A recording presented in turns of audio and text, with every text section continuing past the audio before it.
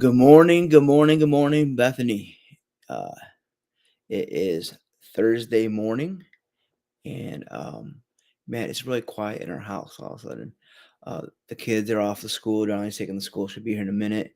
They're dropping the boys off, and yeah, the furnace just went off, so it's like eerie quiet. I can hear like the buzz of the lights in our kitchen. But good morning. Let us know you're here this morning. Margaret, good morning. Paige, good morning. Good seeing you here on Soap today.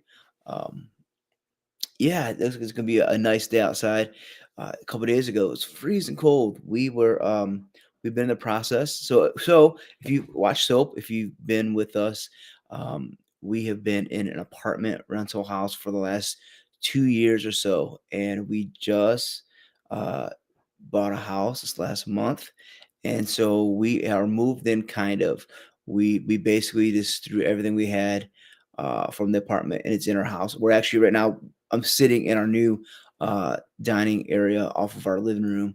And so our backyard back there, um, give you guys a little better view today than our green walls we had in our living room in on Maple Street.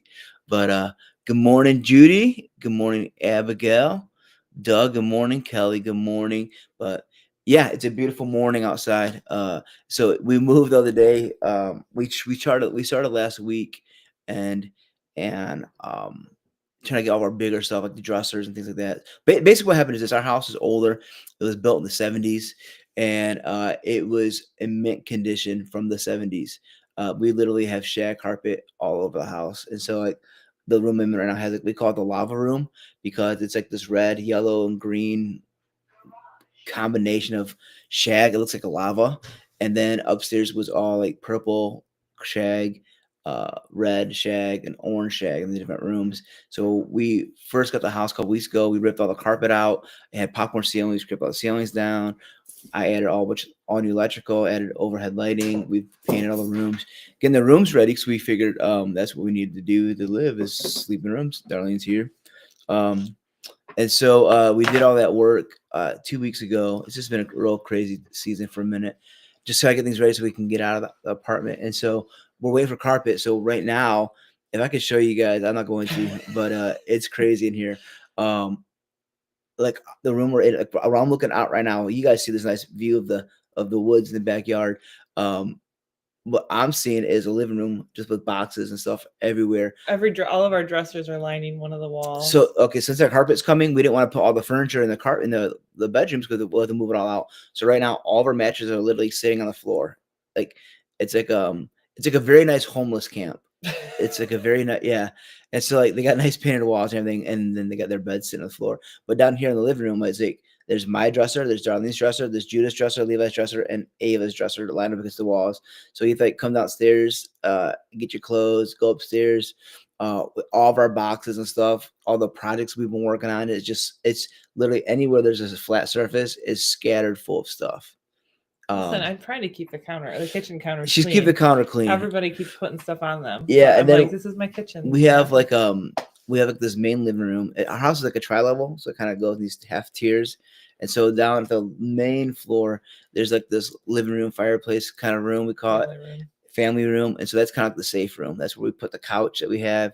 And that one had newer carpet, so we didn't need to replace that one. So we feel like that was a space where we can go and actually relax. Because everything else is nuts. Yeah. So when you go in there, you don't look behind you. You know, it's like Sodom and Gomorrah. Don't look behind.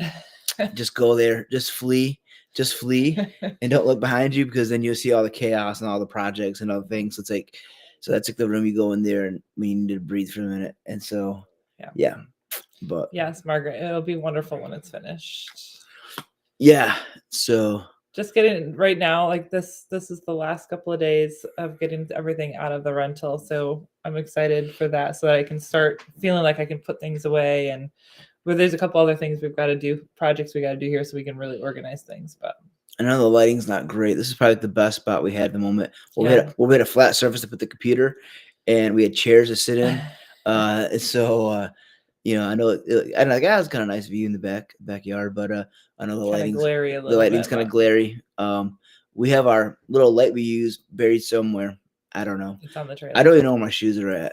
All right. So, Let's say I don't know who you said good morning to already. Why is this not? whoa, what's going on? Stop! You're getting I don't crazy. know. You're gonna have to fix it.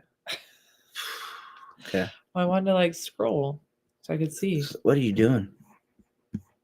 Oh, did you say hey, good morning, to Yeah, I everybody? did. You go ahead. Okay. Good morning, Paige and Judy and Abigail and Doug and Kelly and Tracy and Audrey and Rod and Jenny. You see Tracy? Yeah, Oh, she had already said good morning before.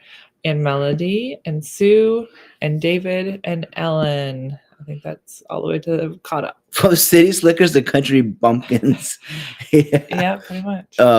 It's weird. I grew up on Wolf Creek Highway. I'm from Adrian. If you guys know, I'm from Adrian, and right there's like a curve right there, Adrian Highway, and what's that road called?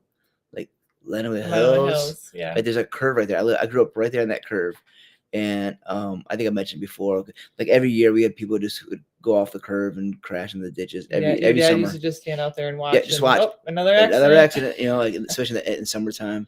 Wintertime, probably. Both, I guess. Oh. When summertime, usually people are flying and Oh. partying and intoxicated, probably. But anyways, yeah. So that's where I grew up, and so our backyard wasn't a huge backyard, but there's like kind of like this, like our yard, like these trees right here that you see, closer to us here. That is actually kind of like our property line. That All yard, that empty grass. all over that there. grass back there that goes to that deep woods way back there, that is technically not our property. I don't want to keep saying that because I'm claiming it as our property. So The people who lived here before, who lived here for like 52 years or whatever, they cleared it and mowed it. So I was like, I'll keep mowing it. yeah, we'll keep mowing it. The boys 'Cause it can is go play nice. football Yeah, and it's a nice stuff out there. it's a nice yard back there, and it looks nice. And Good morning, but sis. that's how growing up in Asian. That's what I was getting to. We lived right down that curve, and we had a kind of shallow yard like this. But my dad, they always mowed the acres, kind of a couple acres behind us, and so like in our backyard, like they had this huge backyard, and we grew up in that backyard, played baseball, run around.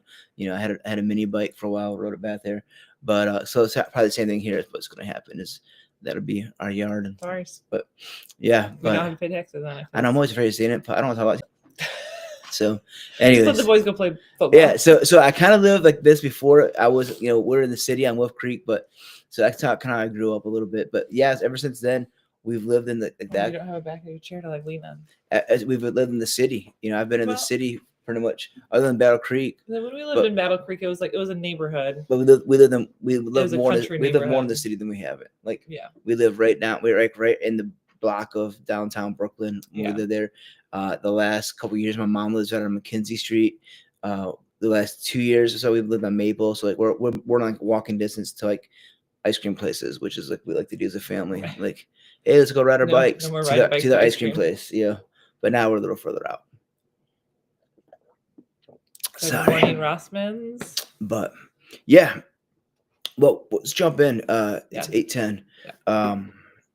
But judges, man, I when I was doing my credentials, my studying, I love the Old Testament. I think part of it is because it's just so like black and white. I feel like there's right, there's wrong, there's judgment. There's like you don't if you do these things, God's with you and these things prosper. You don't do these things and you lose that favor, and it's just very clear. And maybe that's why I liked it. I don't know. I actually like some people don't like all the violence and things, and it's one thing to read it. I guess if I was actually living it, it'd be a different thing. I read it like a movie, I guess, and so like I like a good kick butt movie. I like a good movie where like the guy who's kind of bad comes and takes out the bad guys. I like that kind of stuff. Maybe I don't know, vengeance is, or like I don't know. But I do like I don't know. Yeah.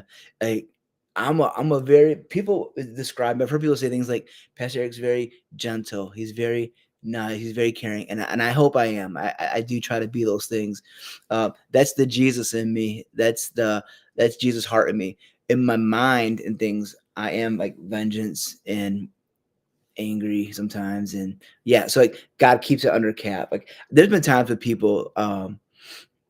I had an incident one time where some guy, I worked at this job, and he came in just barking at me, whatever, and just got real loud. And I just told him to thank Jesus that that I found Jesus, because inside of me at that moment I was like ready to come over a desk, and so it's like God's helped me to keep those things suppressed that are probably part of who I am, my character, my natural. But so hopefully you never see those things. I try to be, but anyway, so maybe that's why I relate to the Old Testament. And I don't Peter. know. Yeah, Peter's my favorite disciple. This is before the Chosen. Like, Peter's always been like my favorite disciple. And we watched a few episodes of the Chosen, and when I watched it, I'm like, yeah, that's my dude right there. Peter's my guy. And so You guys are like two peas in a pod. yeah, so he's probably who I'll be hanging out with in heaven. But I don't know. Anyways, My yeah. eyes look So so tired under this light. because we are tired. I love that too, but I uh, don't think I usually look that tired.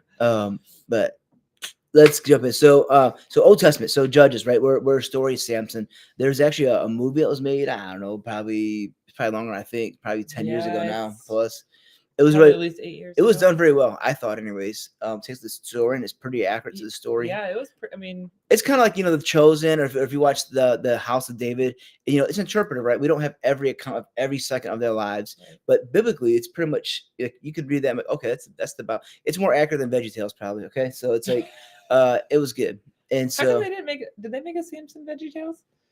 I think so. I don't know, I don't. but Yeah, they anyways, probably did. I never saw it it. was good. And so, anyways, Good morning, so Robin. now the last, and we've been reading full chapters. So let's break it down. Let's just go. I figure I have there's segments. There's like stories within the story, right? And so the Yeah. first one's gonna be verses 1 through 8. And so a little backstory, if you weren't with us yesterday, Pastor Megan and Mark had yesterday. Samson, well, I'll go back before that. All right, so let's just do a quick recap. Samson, he was born. God kind of told his parents he's gonna be set apart for kind of his own glory. He's a Nazarite, so here's things you can't do. You can't drink, you can't touch anything that's dead. He kind of lays these rules, like, he's kind of like ceremonially kind of set apart differently. Samson grows up, and And Samson didn't choose that, Sam, right? yeah, he didn't, yeah, right, His parents didn't necessarily choose it. It was yeah. just what God said. hmm And so he kind of does his things. Eventually, he goes up. He sees a woman who's not from where God told him to. A woman from, what am I blanking out, babe? Philistines. Yeah. And so, like, he kind of seeks after her. Yesterday's story leading up to today was, he kind of, this whole lion attack thing, all this kind of things happen.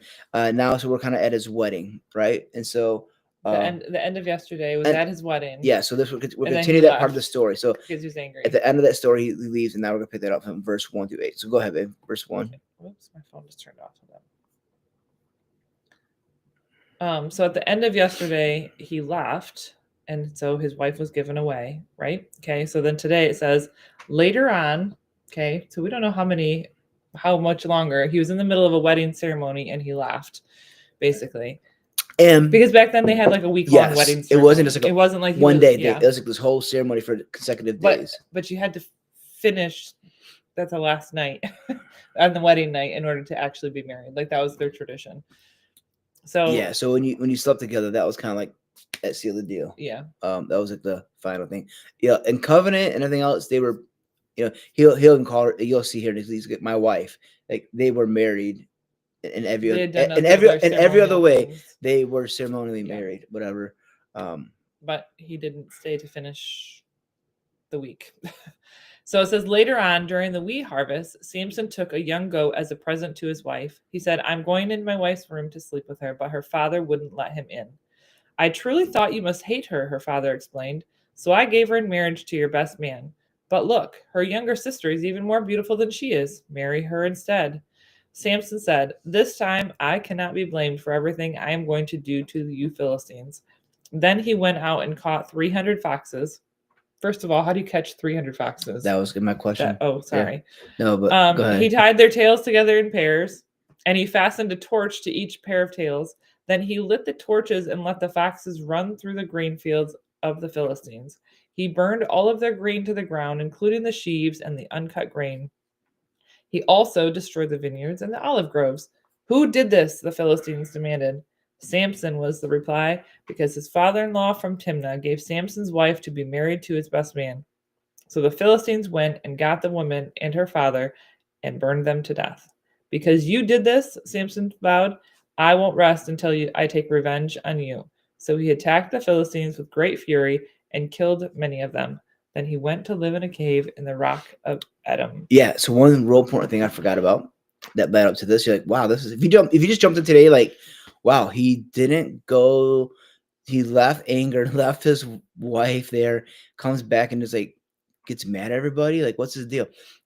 If you missed yesterday, one of the big things is this too. So Samson like gives a riddle. He's kind of arrogant, right? And so he's Yeah. like, "Hey, I got this riddle. If you can solve it, um, if you can solve it, I'll give you 30 pairs of linens. Expensive clothes, right?" Yeah. He's like, "If you can't solve it in X amount of time, then you will give me 30 outfits." And it's like they can't figure out this riddle, and it's a riddle about him killing the lion and the honey from its whatever, and they can't solve it. They're getting upset. They get upset. They approach Samson's wife to be and like listen, like he's embarrassing us, puts the pressure on him, so she starts nagging him. Like it actually, in the NLT says actually go nagging, like day after day. She's like, "Why have you brought this upon me? Why have you brought this upon my family? These people are, that are," and they probably made threats. I mean, they burned them to death here, so like it was probably like they're feeling it, not just the Yeah. embarrassment, but also like the shame from the community, but also knowing like these people are gonna kill us. Yeah. And so she's begging him, begging. He's like, "Okay, fine, I'll tell you what the riddle means." So he tells her, and then so they come back to him like, "Hey, so we know what it is. What's sweeter that they give him the whole thing?" Yeah. And so he knows. He's like, "There's no way they would have figured this out."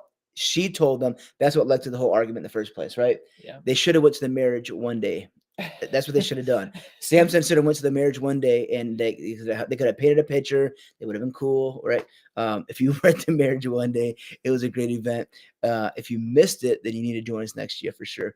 But I should go get our paintings when we're done. go, yeah, you can go get them While you're quick. talking. It's so obviously that's what leads up to this, right? This whole, and you're gonna see this through the whole story, right? This vengeance, vengeance, vengeance, vengeance.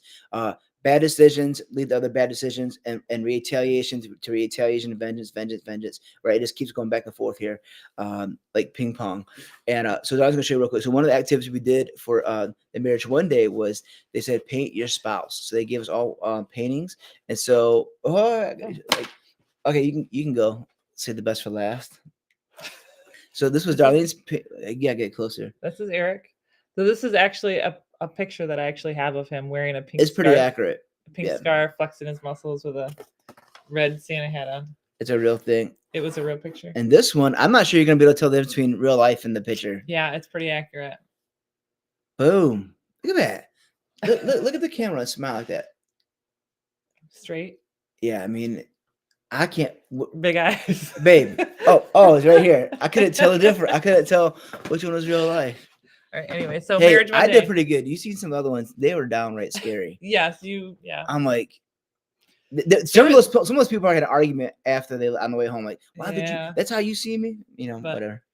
But Samson did not go to marriage one day. Rod Thanks, said Rod. he said he did a great And job. good morning, Lisa. I did a good job too, Rod. I just joke. But yeah, so that's what led up to this thing, right? So it's just crazy. Yeah, so a couple things in there.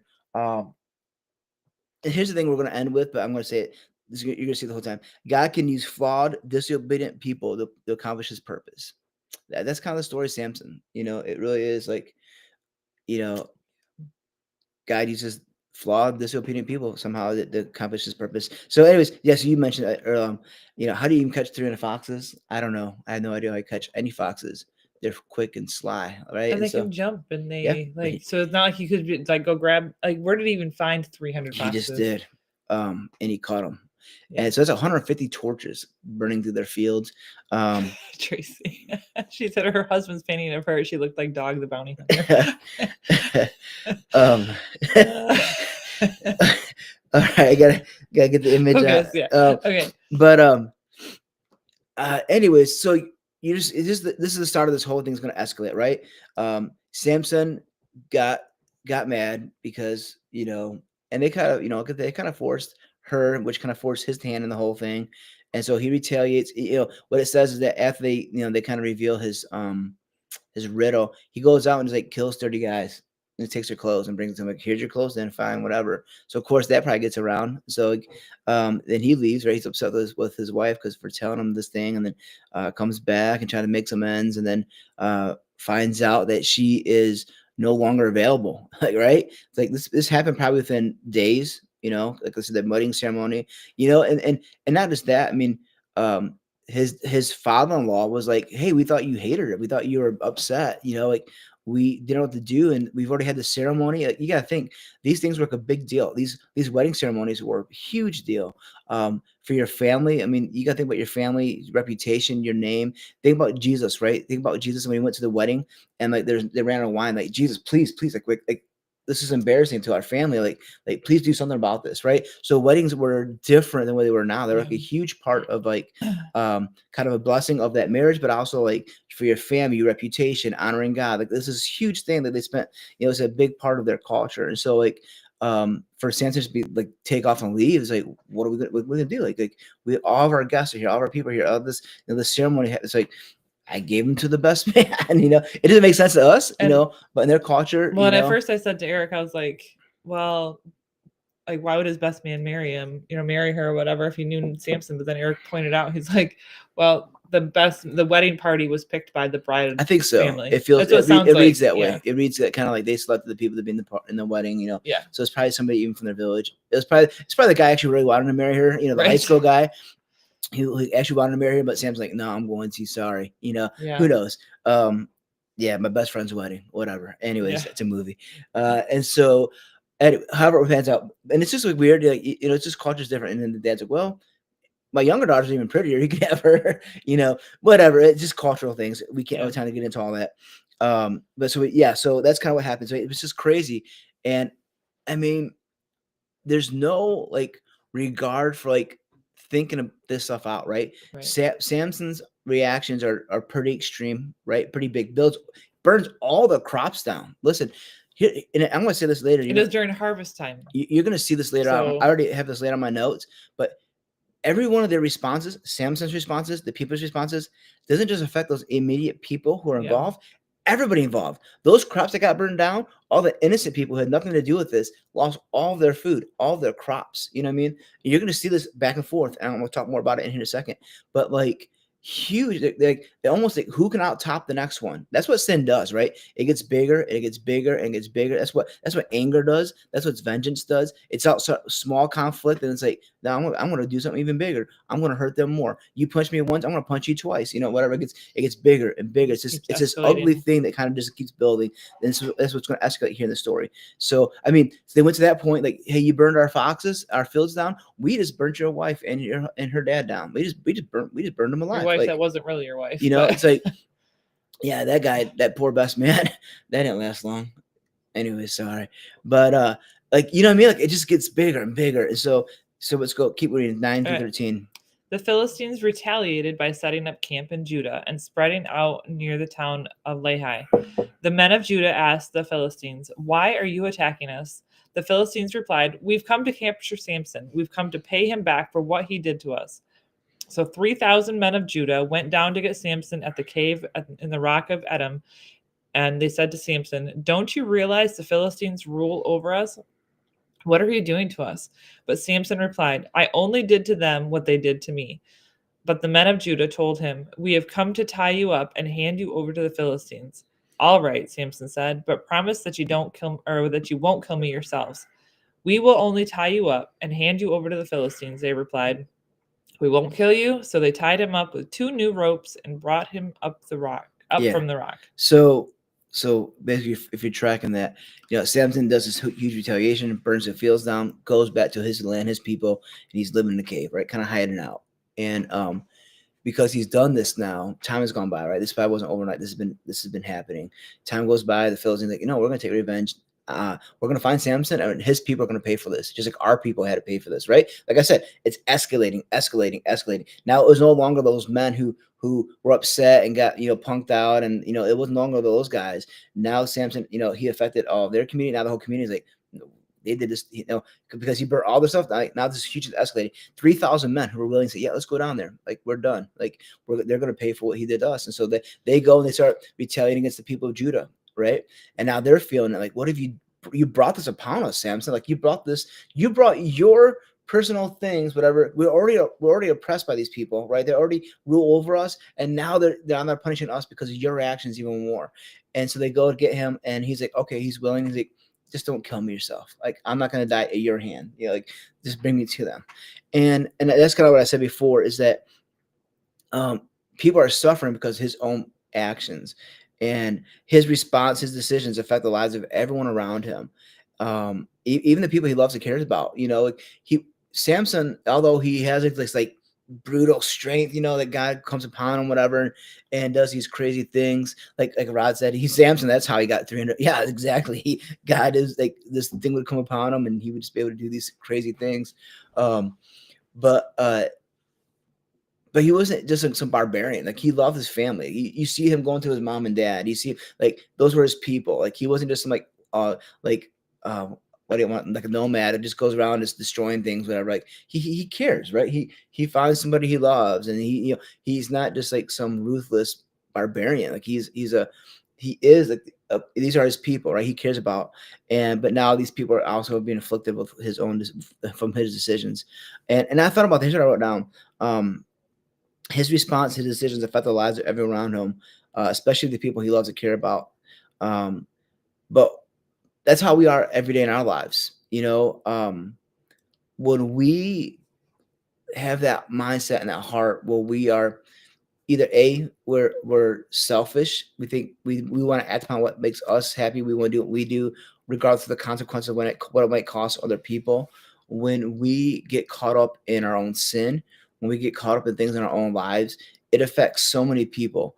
I wrote a couple things down. Right, I seen people who are really caught up in substance abuse, if it's drugs, alcohol, whatever it may be. Right, that affects the whole families. I've watched families be devastated because of the one person in their family who's caught up in, let's say, a drug addiction, and then not only they caught up in that drug addiction, now they're stealing from the family. Now they can't trust that family member. They're constantly lying. They're constantly getting them in and out of rehabs.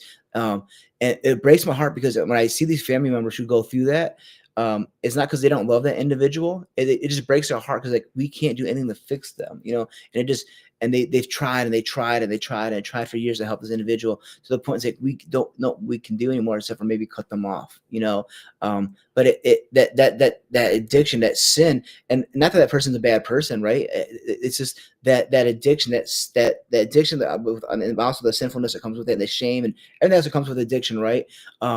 Is so heavy that uh, it just affected everyone in that circle. Hold on, making sense. I think about divorce. Um, Divorce is a big one. I don't really have time to get into all about divorce, but divorce is never good or great. You know what I mean? There's situations where I think people need to separate. There's situations where people are being abused, if physically or verbally or whatever it may be. There are times where in the Bible could justify a divorce. I'm not saying that you be in a bad situation, but what I'm saying is like divorce is never easy for anybody. I know people who've been particularly women who've been in very abusive, physically abusive or verbally abusive situations, and it still is never easy. That grievance of that loss of someone you love or somebody you thought you knew, or maybe, or I think about family, especially when there's kids involved. There is no win. Like there's a legal system, and they judge things, but there's no winning in divorce. Everybody's hurt by it. Everybody's affected by it. There is like I think solutions sometimes in those real extreme situations. But you guys get what I'm saying. Like these decisions affect everybody, and I think about leadership in church, especially right when a church leader has a moral failure. We see this a lot, right? You see it all over the place. That affects everybody because that sin they let in their life, because that selfishness, whatever it may be, it affects the whole, not just the church, the immediate church that they pastor, but the whole community, and then the whole community as a whole is the capital C church, right?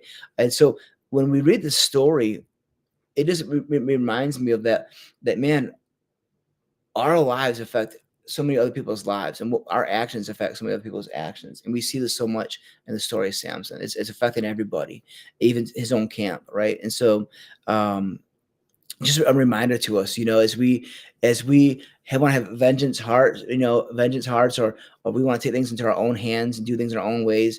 Just so us to remember and realize that God, I need to submit everything to you, because my reaction, God, may not be what you want to do. God, my reaction is going to affect the lives of so many other people. And so just that little segment in itself is like just reminds me, God, I need to be better about even my selfish things or things that are going to be bigger than me. And so anyways, so verse 14, we got to keep moving, 14 through Yeah. 17. All right, as Samson arrived in Lehi, the Philistines came shouting in triumph, but the Spirit of the Lord came powerfully upon Samson, and he snapped the ropes on his arms as if they were burnt strands of flax, and they fell from his wrists. Then he found the jawbone of a recently killed donkey. He picked it up and killed 1,000 Philistines with it. Then Samson said, with the jawbone of a donkey, I've piled them in heaps. With the jawbone of a donkey, I've killed 1,000 men. When he finished his boasting, he threw away the jawbone, and the place was named Jawbone Hill. I just thought about this. 1,000 men. That's a lot of people. That's a lot of people. We don't have 1,000 people in our churches anymore, and that's a lot of people. Imagine Bethany packed full twice. Like this 1,000 people. That's a lot of not just people, soldiers, men, soldiers, armed soldiers, warriors made the fight. It's 1,000 Jeremiah Mauricios. And right, but like you think about that. Here's what I don't understand, right? You got this one guy surrounded by all these dudes, a jawbone of a donkey, and I feel like that first 100 guys, I'd be like, I'm out. Like Right. after I seen this guy just annihilate 100 guys by himself with the jawbone of a donkey, these armed soldiers. If I'm soldier number like 200, I'm like, yeah, I think I'm going home. Like this guy's just this isn't normal. There's something going on here. Like this guy has some kind of weird. His God, you gotta remember they know the story of God's people, right? Going back from like Moses, right? We just read about that not too long ago. All these crazy stories, how God would do these crazy things because God's like spirits upon them, whatever, and they do. If I was like guy number 101, I'm like, yeah, this is one of those God things. I'm not gonna be part of this. But no, he just annihilates 1,000 men. Yeah. And again, here's a crazy thing, right? So remember, God says all these things like, you can't touch anything that's from a dead carcass. So now here he is with his jawbone. And I think this is the second time in Samson's life that we see it, because first he touched the lion carcass to get the honey, and now he's touching the jawbone of this donkey. Yeah, so like he's not supposed to touch anything dead. Like that was his vow since before he's even born. That his parents made. That I think that they kind of said that yesterday. Maybe Pastor Matt said that on Tuesday, that it was something that it was a vow that his parents made, but he was still supposed to stand up, like. I think God told him, God can put these things before he was born. But here he is again doing something he's not supposed to do, but yet God used that one thing that God uses that very same thing to accomplish his will, right? And in all of this, right? If you read it, when you read it, I can't remember exactly what it said, but it says, God basically says, I use all this for my glory. I use Samson's own personal selfish things that he goes after, his own vengeance, and I'm going to use this to help set his people free from the Philistines' oppression over them, right? And so, I asked Darlene this morning, and I don't have an answer for you this morning, but I was like, I wrestled a little bit with one thing, man. So he doesn't do what he's really supposed to do. Everything Samson does, it's not like God gives him these quests, like, hey, Samson, I want you to go and tie up 300 foxes, and I want you to just burn their fields down. It's not, I want you to go in a cave, then I want you to take out 1,000 men. It's really motivated by Samson's own personal desires, his own anger, his own vengeance. Like, it's actually not even God ordained. It's not even God orchestrated, yet it is. It's exactly what God uses, right? God was using I asked Darlene this morning, what if Samson would have just been good, non-selfish? Like, here's the story of Samson. Samson was a guy, God set apart, blah, blah, blah. He meets a nice girl from his tribe. They get married. The end, right? We probably would be reading about it, like why? Like, how does God do this? Well, honestly, like, as we're going to get into the last couple of verses here, like it says, he went and he ruled over Israel. He judged over Israel for 20 years. Yeah. So he did the right thing for 20 years, and we didn't hear about it. We see this constantly in the Old Testament too, like David, and his failure, these different things. Like, I can't understand it. I'm like, God, he did everything he's not supposed to do. These vows, he broke every one of them. He's doing things not because he has a great, like, I'm doing this for the Lord. Like, no, he's just doing it on his own personal experiences. He's doing this on his own personal anger and vengeance. And yet, God, it's exactly what you wanted to do and use through Samson's life. And it's complicated, and I don't think any of us will have a direct answer on that. But we do see a little bit here in this last part. Verse 18 to 20, we don't have to read it. He basically gets done fighting, right? And he's like, God, I'm gonna die of thirst. Like He just killed 1,000 people I in a just donkey jumbo, yeah. so He was probably and it wasn't. I don't think it was just like when he's like, oh, it wasn't like Esau and Jacob where he's like, oh, brother, I'm gonna die. Like, okay, settle down, drama queen, right? Um, but um, I think he probably was famished. He probably was like physically, exhausted, the spirit of God came upon him, and then like whoop, kind of probably like at that. adrenaline when your adrenalet drops, Yeah, kind like of. your I adrenaline, mean, like at and you're that just like, oh point, my gosh, I'm now gonna fall he down. now he had the supernatural power, that God had put upon him to be able to do this. It wasn't just because he was working out the gym every day. God came upon him, right? Every time this happens, the spirit would come upon him. God came upon him, and then probably that moment, he was back in him. That was maybe removed, and now he's feeling the human side of who he is, right? The actual how like depleted he was in his physical flesh, right? In his own abilities, back into his own ability. He's like, God, I'm going to die. And he probably was. And he's like, you did all these things to let me die here. And then God sends water from the ground, right? So here's him, and the water comes from the ground. Here's my picture of what I'm going to kind of put this all together is it was a realization for Samson, like, you only do what you can do because of remember who I am. Like I'm God. I'm the one who came upon. I'm the one who gave you the strength. I'm the one who did these things. I use your flaws. I use your weaknesses. I use your vengeance, your sinfulness. I'm using that, and I'm still going to be able to use you and do what I want to do as a vessel that bring glory to my people, to my kingdom, to my name, right? And so, like, that's the only thing I can wrap my head around because like otherwise I'm like, God, like this guy was an idiot, and he just why him? Why would you do that? And then I think to myself, like, God, why would you use me? I'm an idiot.